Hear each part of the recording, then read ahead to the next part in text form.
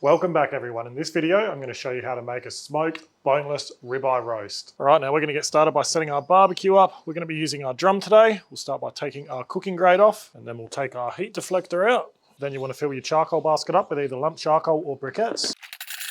Then we will bury a firelighter in there and light it up.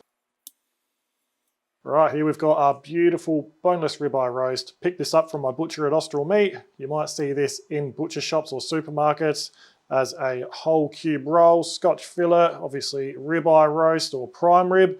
Can be called a few different things, but all we're going to do now is I'm just going to tidy a little bit of excess silver skin up on this roast. It really doesn't need much. Being a relatively lean cut, you want to leave as much fat on there as possible. And then the other thing we're going to do is we're just going to tie it up just so it can hold its shape and cook a bit more evenly. So we've got some butcher's twine here. All we're going to do is go underneath, and then we're going to go under, and then I'm just going to make a loop with that tag end, pull it nice and tight, and then on that tag end, I'm just going to put a knot right in there, and that's going to help it not pull through on itself.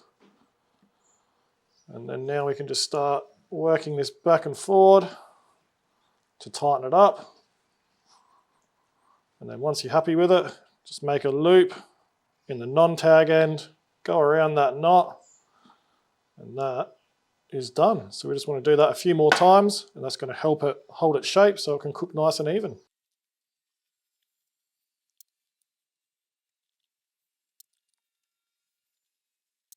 Right, so last knot, I'll show you again. So we'll just go underneath and then tag end underneath.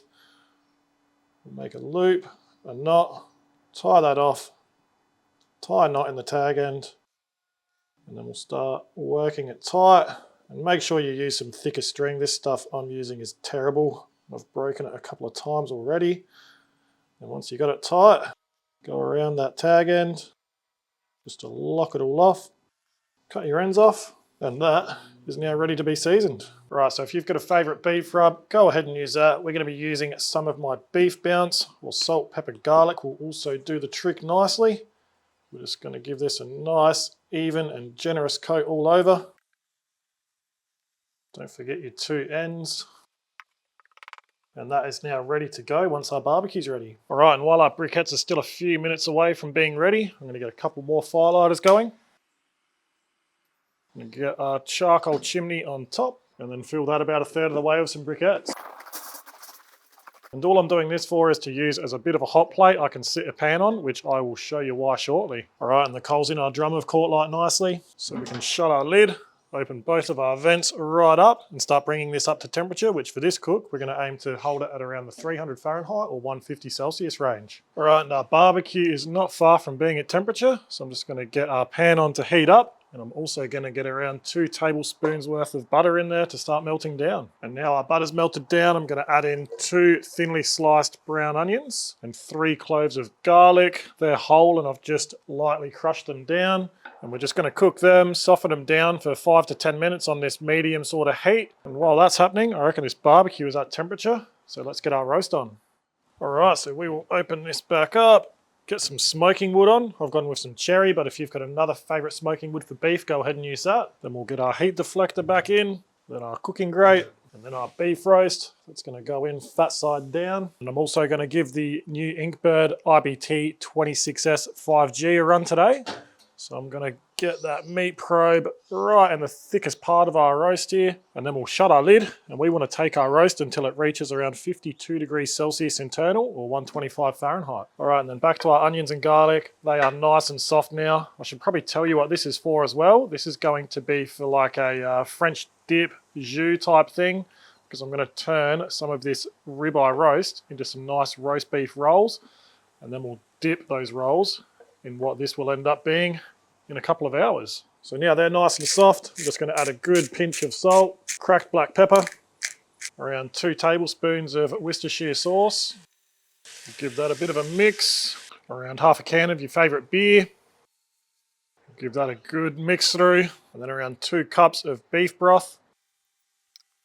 We'll give that another good mix. And then I'm honestly just going to let this cook away on low heat. Once these coals burn out, I'll just take it inside and finish it off on the stovetop in there. And then later on, we are going to add the resting juices from our roast into this as well. Then we'll give it a strain and it's done. All right, now our jus and roast are under control. We're going to make a little horseradish sauce to go on our roll later. So we're going to start with about a quarter cup of sour cream, a tablespoon of horseradish cream, a tablespoon of mayonnaise. I've only got Kewpie in the fridge, but I'm happy with that. A teaspoon of Dijon mustard, a good pinch of salt, cracked black pepper, and then around a tablespoon worth of finely chopped chives. And then we'll give that a good mix. And then have a taste, adjust it to your liking, and then we can put that aside in the fridge until we're ready to use it later. All right, so our roast has just hit its internal temperature of 52 degrees Celsius or 125-ish Fahrenheit. So I've just chucked some gloves on. I'll take that probe out and have a look at that colour. Looks beautiful. What I'm going to do now is just get it out and straight into some foil to rest. And now I'm just going to wrap it up. I'll put it in a foil tray just in case our foil gets a little hole in it or something. And we're going to give that a good rest for about 30 to 45 minutes. All right, and now this has had a good rest. It is time to slice it up. So I'm going to get this out.